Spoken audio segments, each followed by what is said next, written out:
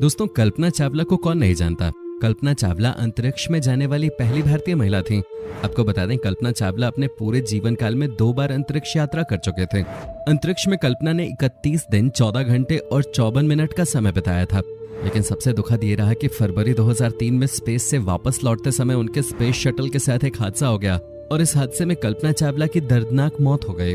लेकिन सोचने वाली बात है कि नासा जैसी टॉप स्पेस एजेंसी के साथ ऐसी दुर्घटना कैसे हो सकती है, और ऐसे में यह घटना अपने आप में सवालिया निशान खड़े करती है।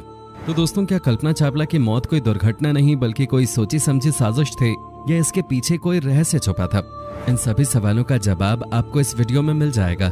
इस वीडियो में आपको हम कल्पना चावला की मौत की असली वजह के पीछे क्या कारण थे वो बताने वाले हैं, तो वीडियो को मिस मत कीजिएगा और लास्ट तक जरूर देखिएगा। दोस्तों, कल्पना चावला का जन्म 17 मार्च 1962 को हरियाणा के एक छोटे से शहर करनाल में हुआ था। उनके पिता का नाम बनारसी चावला और माता का नाम संज्योति था। कल्पना अपने भाई बहनों में सबसे छोटी थी और उनकी शुरुआती पढ़ाई टैगोर बाल निकेतन में हुई थी। उन्हें बचपन से ही कॉपी पे एरोप्लेन की ड्राइंग बनाना और रात में तारों को देखना पसंद था। उन्होंने पंजाब इंजीनियरिंग कॉलेज से एरोनॉटिकल इंजीनियरिंग में बैचलर की डिग्री हासिल की और 1979 में वो यूएस चली गईं। यूएस में यूनिवर्सिटी ऑफ टेक्सास एलिंगटन से कल्पना ने सन 1984 में एरोस्पेस इंजीनियरिंग में मास्टर ऑफ साइंस की डिग्री प्राप्त की और 1988 में यूनिवर्सिटी ऑफ कोलोराडो एरोस्पेस से इंजीनियरिंग में पीएचडी की डिग्री कंप्लीट की। सन 1988 से कल्पना चावला ने नासा के लिए काम करना शुरू कर दिया था, जिसके बाद अप्रैल 1991 में कल्पना को अमेरिका की नागरिकता भी मिल गई थी। इसके बाद कल्पना का अगला कदम था नासा एस्ट्रोनॉट क्रॉप्स के लिए अप्लाई करना, और दोस्तों मार्च 1995 में कल्पना ने एरोनॉट क्रॉप्स को ज्वाइन कर लिया। नासा ने 1996 में कल्पना को स्पेस में भेजने के लिए सेलेक्ट किया, जिसके बाद 2 मई 1997 को 6 एस्ट्रोनॉट्स का क्रू अंतरिक्ष में जाने के लिए रवाना हुआ। इस ग्रुप में कल्पना चावला भी शामिल थी और दोस्तों ये कल्पना का पहला स्पेस मिशन था।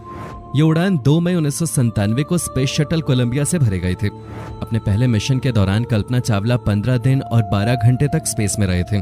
इस मिशन में कल्पना चावला मिशन स्पेशलिस्ट और प्राइमरी रोबोटिक ऑपरेटर के रूप में शामिल हुई थी।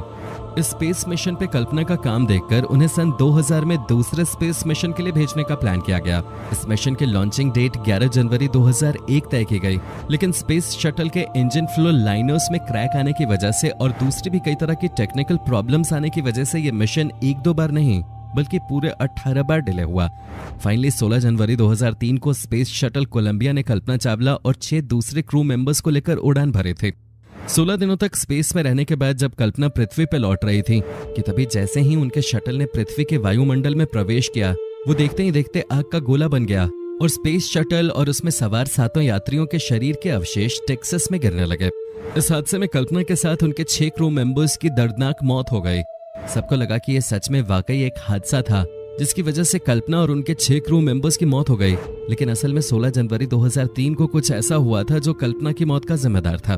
दरअसल दोस्तों, इस मिशन को लॉन्च करने से पहले शटल में 2001 से लेकर 2003 तक काफी सारी टेक्निकल प्रॉब्लम्स आई थी।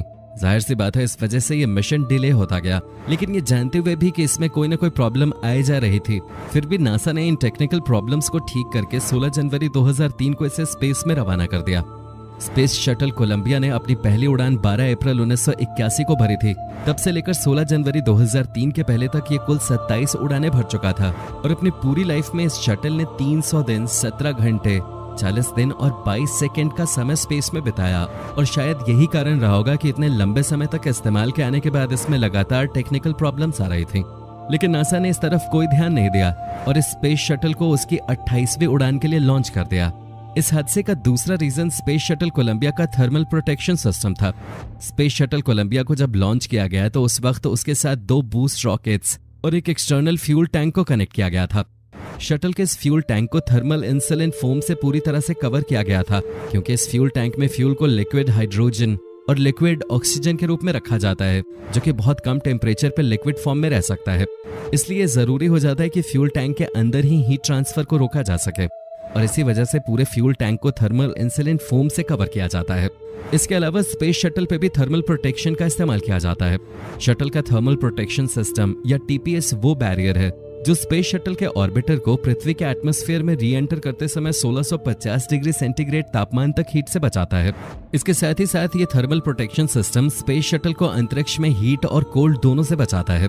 टीपीएस पूरे ऑर्बिटर की सतह को कवर करता है। शटल के हर एक पार्ट को पृथ्वी के वातावरण में री एंटर करते समय अलग अलग मात्रा में हीट सहनी पड़ती है और हीट की इसी मात्रा के आधार पर शटल का थर्मल प्रोटेक्शन सिस्टम तैयार किया जाता है। स्पेस शटल के टीपीएस में 7 तरह के मटेरियल को यूज करते हैं जो अलग अलग मात्रा में टेम्परेचर सहन कर सकते हैं। इन 7 मटेरियल में सबसे इम्पोर्टेंट कार्बन पैनल होता है।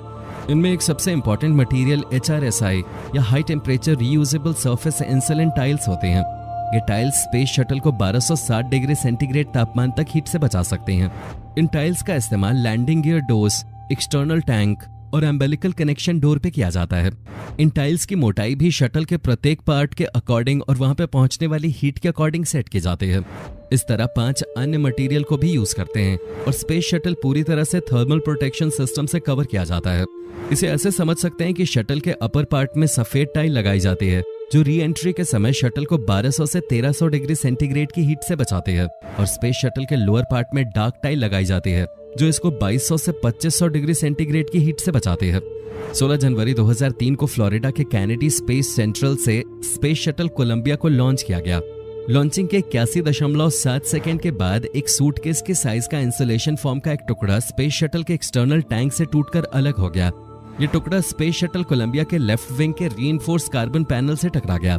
जिस वक्त ये घटना हुई उस वक्त स्पेस शटल 65,600 फीट की ऊंचाई पर था और 740 मीटर प्रति सेकंड की स्पीड से आगे बढ़ रहा था। ये स्पीड इतनी ज्यादा थी कि जब इंसुलेशन फॉर्म का टुकड़ा शटल के लेफ्ट विंग से टकराया तो इसने वहां 6 से 10 इंच डायमीटर वाले होल जितनी लगी थर्मल प्रोटेक्शन टाइल को उखाड़ दिया।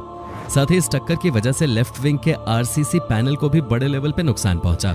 इस टक्कर की वजह से स्पेस शटल कोलंबिया के लेफ्ट विंग के 6 से 10 इंच के डायमीटर वाली जगह का थर्मल प्रोटेक्शन सिस्टम पूरी तरह से खत्म हो चुका था। नासा को इस बात का पता लग चुका था कि शटल के साथ दुर्घटना हो चुकी है, लेकिन नासा के मिशन टीम ने 7 क्रू मेंबर्स को इसकी भनक तक नहीं लगने दी। कल्पना चावला और बाकी के क्रू मेंबर्स लगभग 16 दिन तक अंतरिक्ष में रहे। इस दौरान वो पल पल की जानकारी नासा को भेजते रहे, लेकिन नासा ने उनको कभी ये पता नहीं चलने दिया कि उनकी शटल के साथ ये हादसा हो चुका है। इसके पीछे ये तर्क भी दिया जाता है कि जब इंसुलेशन फॉर्म का एक टुकड़ा शटल से टकराया तो नासा के मिशन टीम के इंजीनियर को ये लगा कि ये नॉर्मल टक्कर होगी जिसका स्पेस शटल पे कोई ज्यादा इफेक्ट नहीं पड़ेगा और वो सुरक्षित री एंटर कर लेगा। 1 फरवरी 2003 को कल्पना चावला और उनकी पूरी टीम वापसी के लिए रवाना हुई। उन्हें फ्लोरिडा के कैनेडी स्पेस सेंटर पे अमेरिकी समय के अनुसार सुबह 9:16 पे लैंड करना था। सुबह 8 बजे कंट्रोल रूम को डी ऑर्बिट के लिए मैसेज भेजा गया। 8:10 पे क्रू मेंबर्स को वापस मैसेज भेजा गया कि सब कुछ नॉर्मल है और वो री एंट्री कर सकते हैं। सुबह 8 बजे क्रू के चालक दल ने भी ऑर्बिट 1 के लिए स्पेस शटल कोलंबिया के 2 ऑर्बिटल मेन एवरेज सिस्टम को चालू किया। उस वक्त स्पेस शटल की स्पीड 17,500 मील प्रति घंटा या 7.8 किलोमीटर प्रति सेकंड थी। स्पेस शटल कोलंबिया अपने 255वें ऑर्बिट पे था और इंजन को चालू करते ही इसकी स्पीड थोड़ी स्लो भी हो गई थी। ये पृथ्वी के एटमॉस्फेयर में एंट्री कर गया था। सुबह 8:44 पर स्पेस शटल कोलंबिया पृथ्वी से 120 किलोमीटर ऊपर था और बिल्कुल सही हालत में था। इस समय तापमान घर्षण के कारण इसका टेम्परेचर 1317 डिग्री सेंटीग्रेड तक पहुंच गया था। अगले कुछ ही मिनटों में टेम्परेचर सेंसर ने काम करना बंद कर दिया और शटल के लेफ्ट विंग में आग लग गई, जिसके कारण शटल 57 डिग्री के एंगल पे लेफ्ट साइड में झुक गया। धीरे धीरे शटल के लेफ्ट विंग की जगह होल हो गया और एटमॉस्फेरिक गैसेस शटल के अंदर तेजी से घुसने लगी। इसकी वजह से स्पेस शटल के अंदर हवा का दबाव बहुत कम हो गया और शायद उस समय सारे क्रू मेंबर्स बेहोश हो गए थे, क्योंकि सब कुछ इतनी जल्दी हुआ कि उन्हें टाइम ही नहीं मिला कि वो स्पेस सूट के हेलमेट को भी बंद कर सके। दोस्तों, अगर आप इस वीडियो का नेक्स्ट पार्ट देखना चाहते हैं तो नीचे कमेंट करें नेक्स्ट पार्ट, और इस वीडियो को लास्ट तक देखने के लिए आपका बहुत बहुत शुक्रिया।